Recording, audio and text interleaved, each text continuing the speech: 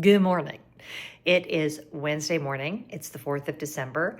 I'm moving very slow this morning because I have the house to myself, which is rather unusual. I'm planning on enjoying every moment. I'm probably going to film a little bit today and a little bit tomorrow, and you will be seeing this on the 5th. Honest to goodness, I need to work today, and I'm feeling very unmotivated. I am working on something exciting that I'm going to share with you in this vlog as I'm doing it. I never know how to show in a vlog me sitting at my desk working because it's kind of dull, to be frank. But I have a lot of writing to do today, so I'm going to do that. I just made myself some scrambled eggs. Yum. No toast because like we talked about, I'm trying to cut back on gluten and I don't know. I get depressed. I've tried to do this before and I always, for some reason, carbohydrates make me happy and most gluten-free bread is disgusting to me. So if you have a recommendation for a good gluten-free, just like regular bread, would you put that in the comments below because I am struggling a little bit.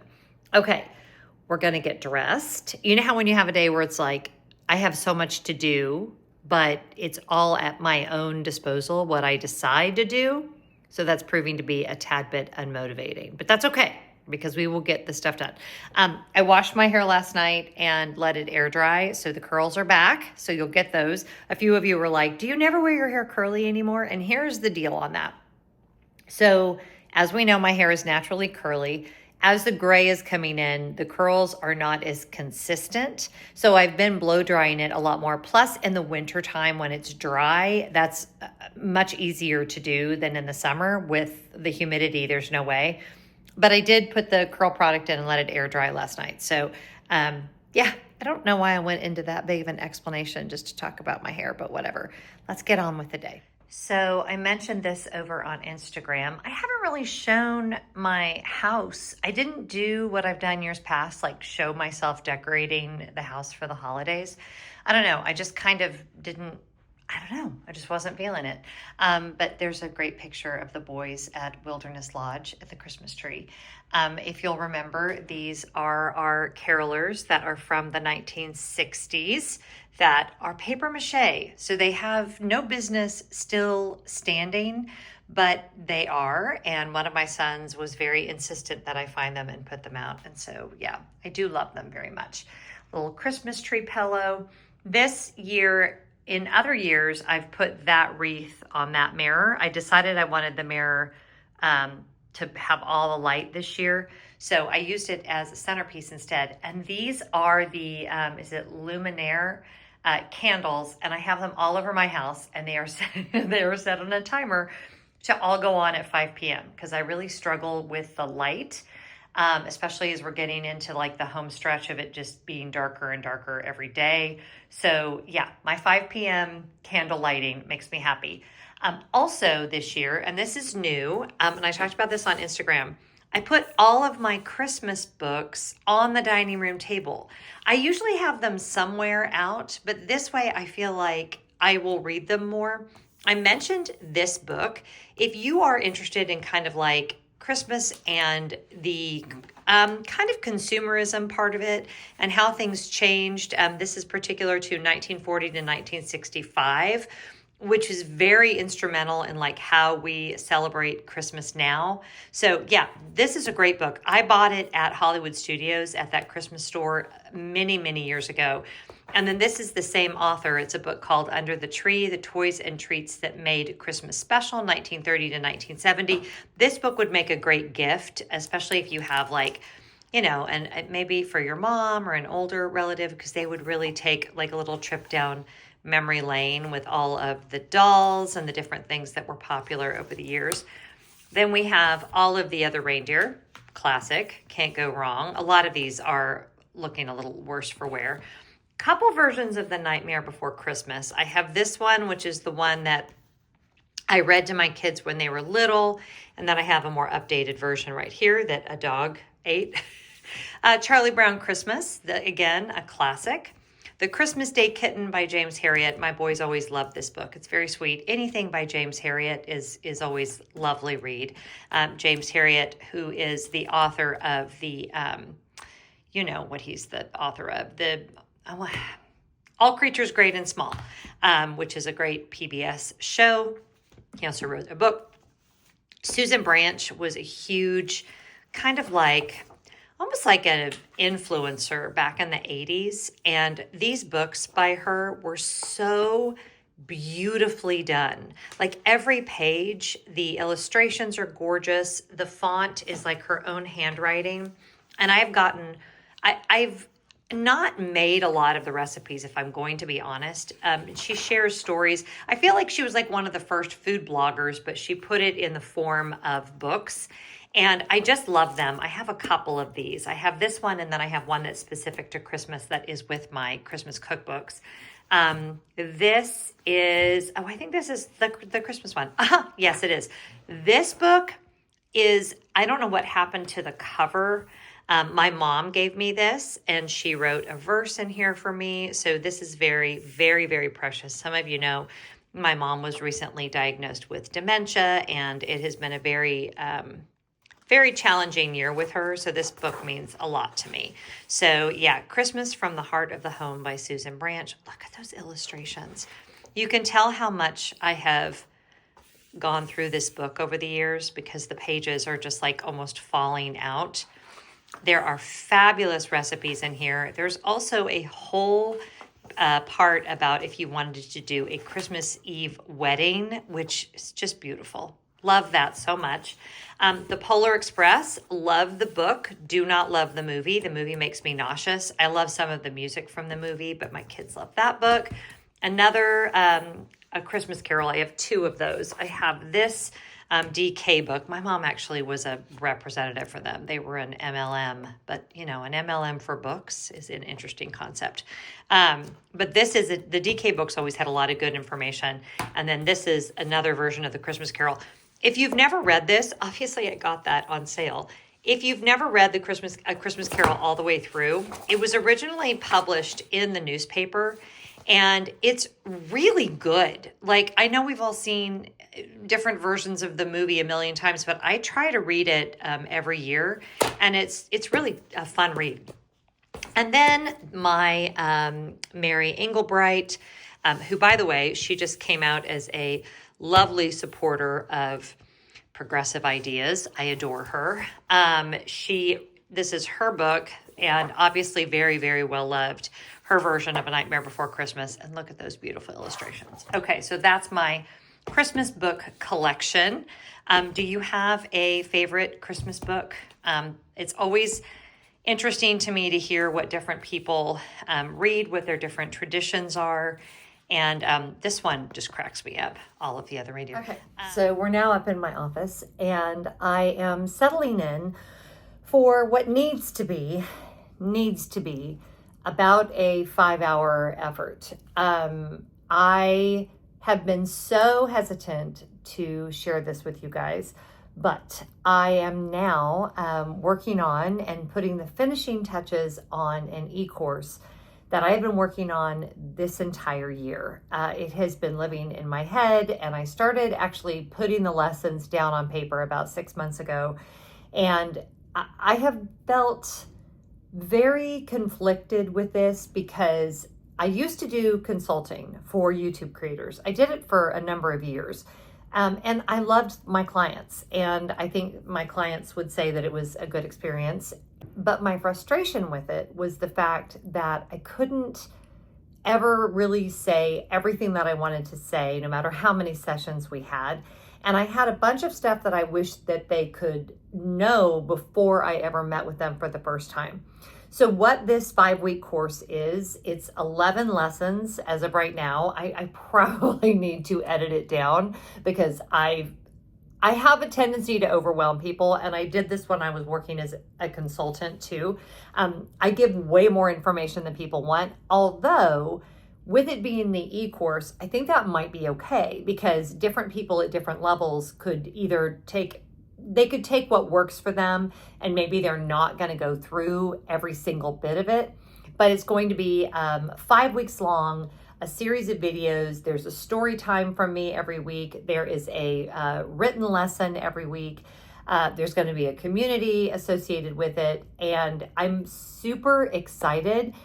Not ready to give any more details than what I just told you, but if you've ever thought about becoming a YouTube creator, whether for an actual business, which is what I've done, or if you're someone that just wants to do YouTube as a creative outlet and then kind of see what happens, I think this will be a really valuable course for you. It's what I've learned in 7 years on the platform, building a business from zero to, I think, revenue this year. We're just going to be shy of $100,000. That was my target, and I'm not going to make it. It makes me a little sad, but I'm proud of that. I'm proud of what I've built.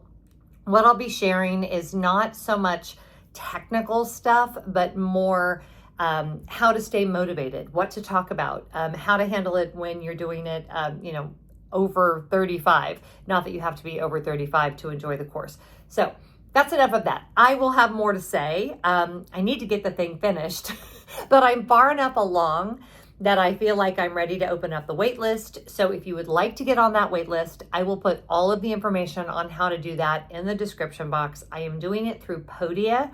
And yeah, I will tell you too, there will be a significant discount if you are already one of my patrons. So if you'd like to join us on Patreon, basically the discount will be greater than what you'll pay for your membership, and you'll get a lot of other stuff with it as well. So that's patreon.com/Jen Lefforge. Okay, enough talking about the course. Now I need to actually work on the course. So I will see you in a few hours. This is good, like motivation for me, accountability to actually get the work done. So it's going to be me and my computer and some writing and editing, and I'll see you back in a little bit. Okay, what time is it? It's noon. When I first recorded that, it was 9. So I've been working for 3 hours? Yeah. Wow. I got so much done. Apparently, this is the key to finishing this e-course, is coming on here and telling you guys, listen, I'm filming the e-course. I got that whole 1,000-word lesson done, and I just got a 20-minute video filmed and edited, and now I'm waiting for that to process, and then I will add it into the lesson. Oh my gosh. This has been, and I'm not going to talk about this on and on because that's not what you tuned in for today. You may have absolutely no interest in becoming a YouTube creator, but this has been such a lesson in discipline and what's the word I want? Tenacity for me, because I don't like things that take a long time to do. I like things that are fast. I like to do a lot of things that are fast. This e-course has been the opposite of fast. There's been a tremendous learning curve in working with Podia, learning how to upload. I've had to take this massive project and break it down into very bite-sized pieces, and I'm just checking off the boxes. So if you end up signing up and taking it, I hope that it is hugely beneficial. This is why I'm doing it, because I wanted something like this when I started on my YouTube journey. Individually coaching people one-on-one is great, but obviously I can only work with so many people. And I felt like my approach to doing this is maybe a little different from a lot of, I've not ever seen a coaching course for YouTube done by someone my age in my stage of life. So yeah, I hope that everyone's going to love it. And you know what I told myself before I ever started it? If it fails, it fails. I needed to get this done. So my piece of this, it's kind of like they tell you when you run a marathon, which I've been privileged to run 4 of them, 4 or 5, I think. It is the training that is the discipline, and that is to be celebrated. That is the work. When you show up to toe the line on the day of the actual race, you've already done the work. That's like your celebration for all of the hard work that you've put in. That's how I feel about this course. Whether or not one person buys it, getting this information out there was important to me. Oh, I'm going to get emotional. Okay, moving on. Let's open some advent calendars because that was a big effort. I'm very proud of us. So let's go have some fun. Okay, just so we're clear, I think I might end up putting this up today. So we are now, this is December 4th. I said earlier in the video I was going to do the 4th and the 5th combined. I don't think I'm going to do that because I just went back and looked at what I've already filmed today. And we know what we have. It feels like a decent vlog. So do not get used to this. Do not. I don't even want to say anything more about it because we're just going to accept that we are 4 for 4 and it's good. It's good. So we're going to go ahead and open day 4. By the way, I did end up drinking the one with the dog on it yesterday. So good. And I don't know if it was the glass, but it was really only like one healthy size pour. So if you were hesitant to get it because maybe you're the only one that drinks wine, I think you guys are crooked. This is the kind of stuff that starts to go off the rails a little bit. Are you crooked? There, that's a little bit better. Anyway, and you were worried about getting that advent calendar, which a couple of you have told me you have since ordered. The red I had last night was quite yummy. I really like that. The one with the dog, which is not really helpful at all in terms of like varietals or whatever, but it was good. That's the kind of wine connoisseur I am. I can tell you if it was good. Scooby is here. He's like trying to sneak by. I left Lenny upstairs because as much as I love him, when I'm down here working in like a small space, it's a lot. And so he is upstairs and that is just fine. Hopefully he will not scream about it. So let me just say again how proud I am of myself for how much work I got done this morning. I got done in Malcolm Gladwell's book, Tipping Point. He talks about like preparation for something. And then when things seemingly happen all at once, they never are all at once. It's like all of this preparation. And the book is about like things on a big global scale, like the legalization of gay marriage and things like that. By the way, he was just interviewed on the We Can Do Hard Things podcast, and it was really, really good. If you want something really interesting to listen to today, I absolutely love him, and I love that podcast. I'll link it below.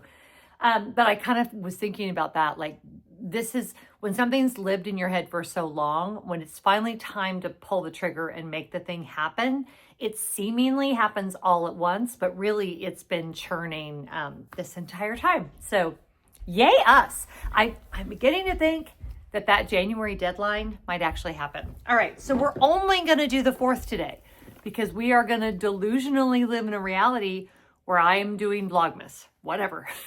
Because this is my 4th video in 4 days. One was a travel vlog, and I still have one more travel vlog at least in that series. But I mean, I'm going to take the win. 4 days, 4 videos, pretty good. Okay, so let's do the Elemis one first because we haven't done that yet. And let's go to day 3. Where's 4? These are so pretty, but with the glare of the light, everything kind of blends. Here's number 4 right here. I needed some of this. This is the Superfood Facial Oil. Now, some of y'all, if you don't, and this was me, I wasn't sure like the order to do everything. So for nighttime, you want to do your serum, then your moisturizer, then your facial oil. And the facial oil kind of seals all the moisture in. You can do it twice a day. I'm too cheap for that. I only do it at night. But I've been out of my facial oil for a while and I was kind of waiting to get it in the advent calendar. So I do have to the skincare can get expensive really fast. So I try to kind of rein it in. But this one I'm for sure keeping because I love the facial oil. I love it when I travel. Facial oil is also great on a long haul flight. It has very little scent really, if any, because you know how I'm super sensitive about anything that's too heavily scented when we fly. But on a long haul flight, right before you go to sleep, a couple of drops, very like even if you're in economy, you can just kind of pat it on your skin. Huge difference when you wake up. If you sleep on long haul flights. I love to sleep on long haul flights. I'm weirdly good at it. If it was an Olympic sport, I would have medaled by now because I can sleep 7-8 hours on a plane. Makes me so happy. Okay, speaking of being on a plane, let's do L'Occitane. Number 4, un, deux, trois. Number 4, un, deux, trois, cuatro. That would be Spanish. Number 4, where's number 4? That's what's wrong with when you know a little bit of Spanish and a little bit of French. I mix them up on the regular. Okay, number 4, here we go. honestly, people who speak, anyone who's bilingual, immediate awe, anyone that can speak awe, meaning like shock and awe, anyone that can speak more than 2 languages, I do not understand that brain. I'm very jealous of that brain. I do not have a gift for language. If you do, I'm very envious because I would love to be able to learn languages more easily. My brain just does not retain them. So my sons both have dyslexia. There's a strong possibility that I have some of that in my brain. I never got tested when I was a kid, but when you have dyslexia, learning languages can be particularly challenging, and I really do struggle. So anyway, this is youth cream. Okay, the name of this youth cream is going to crack you up. Talk about a youth cream with high ambitions. The name of this is Immortal Divine. It is not just divine, it is also immortal. So if you want to be immortal and divine, now I'm assuming, because this is itty bitty, that this is an expensive proposition. I'm just going to kind of assume that. Not much scent. I'm just going to put a little bit right here on my under eye. Do I look immortal and divine now? Did it work? First of all, I'm not sure I want to be immortal and divine. That feels like a lot of pressure. It smells really good. Okay, all right. Again, that is 4 milliliters. So I will have to go and look up and see how much a full thing of that is. I'm guessing she's pricey. So we will live to never probably buy that product, but it smells really good. It doesn't have it's not necessarily got a fragrant smell, but it's got, you know what it smells like? Stuff that works. It's not a chemical smell. It's hard to explain. If you were here, you would understand what I'm saying. It smells like something that works. And I like it. It's nice and thick. Okay, let's do speaking of things that smell good, let's do our Beluspa one. Day number 4. Y'all, this late Thanksgiving nonsense is for the birds. I feel like it's going to be Christmas in like 5 hours. Okay, this is, okay, that's gorge. White cypress. Look how pretty that is. I've already been thinking through the ones that I burned down. Do y'all know that trick where if you put these in the freezer, then you can just pop out the wax and you can reuse the votives? And the glass on these is so beautiful that I even thought if the colors were right, for next year, they'd be pretty lined up with the little battery operated votives inside. Really pretty, sparkly. But this is a super, almost smells like men's aftershave. Not in a bad way, but like that's definitely what it's giving. Very nice. Okay, I'm happy about that. Yeah, because see what I mean? Like I had the last couple days here. That other orange one is upstairs. But see how they're kind of all fall autumnal colors? Check back, because next Thanksgiving, I could totally, there's a video going around on Instagram right now. It's a reel of this poor mom whose Thanksgiving centerpiece caught fire. I put it on my stories. If you haven't seen it, oh my gosh, I laughed so hard. But if they were the battery operated ones, there would be no fear of me setting fire to my Thanksgiving tablescape. Okay. We'll save the wine one for last. Let's do our Beekman 1802. Boy, y'all are just filling me in more and more every day about Beekman 1802. I found out that their property is in, I believe, it's in New York. I think it was upstate New York, Hudson Valley region. There is a book that they wrote, evidently. So I am getting more and more intrigued by these wonderful gentlemen. And let's go to number 4. I wish you guys could smell this. Between the candles and all of this wonderful skincare, my basement smells like a better version of like Bloomingdale's. Like it's amazing. Okay, I'll put you down there. That little goat, such a cutie pie. Okay, this, perfect. Lip balm.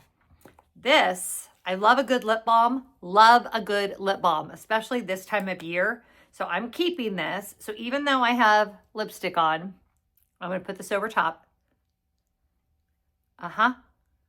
Oh, it smells. It smells divine. It smells citrusy. Yes, it's absolutely citrusy. Okay, let me see if there's any explanation about it. And look how cute it is. This would not get lost in your handbag. With goat milk, beeswax, and sunflower oil. So it doesn't say if it has a citrus smell, but I'm definitely picking up citrus. It might be the sunflower that's making it smell that way. But can you see? That is emollient. That is the word of the day. Emollient. I don't know the definition, but I know it when I feel it. Okay, that I love. A couple of you had said that their lip balm is like your favorite. I kind of want to, is that dumb? Look how cute the little container is. I kind of want to leave it in its little container. You know why? Because it's mine and I can. Sunshine lemon. That's why I'm smelling lemon. We're going to leave her in her little, that is going like straight into my handbag is what's going to happen there. Whew, so happy with that. All right, number 4 on our wine. Here's the card. I'll read this before I open it. It's from Italy this time. Citrus, apple, and herb aromas, crisp flavors of lemon, green apple, and a touch of salinity. So we're going to, I almost read that, a touch of senility. I'm like, yeah, that's how I feel sometimes. I'm assuming this is going to be a white. We've had 2 reds. Oh, I tore that a little bit. Yes, it's a white. Andiamo, Grecanico. What do we think? Was I close? Was I close at all? Some of you on here are true wine connoisseurs. One of my sons is studying to be a sommelier, and yet, my sister, by the way, called me out for holding the champagne flute from the glass instead of from the stem. I told her, maybe someday you could have a YouTube video and I can go through and criticize everything that you do. Yes, I know. You're supposed to hold it from the stem so you don't heat up the champagne. Anyway, this looks really nice. This is from Italy, bottled by In Good Taste, Grayton, California. And I'm glad I got another white. So this will go in the fridge. Who knows when I'll have it? I will report back. I will try to remember to report back once I've had it. So there you go. Okay, that was fun. I felt like that was a fun vlog. I was really thrilled to show you guys the dining room, to talk a bit about the e-course. I clearly lost the power of speech. Again, how long will I be able to keep this up? Who's to say?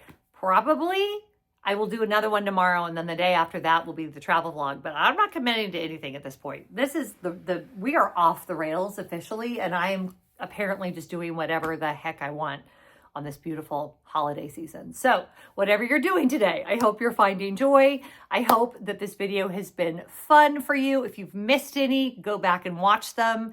And yeah, I'll see you tomorrow? Question mark? Who knows?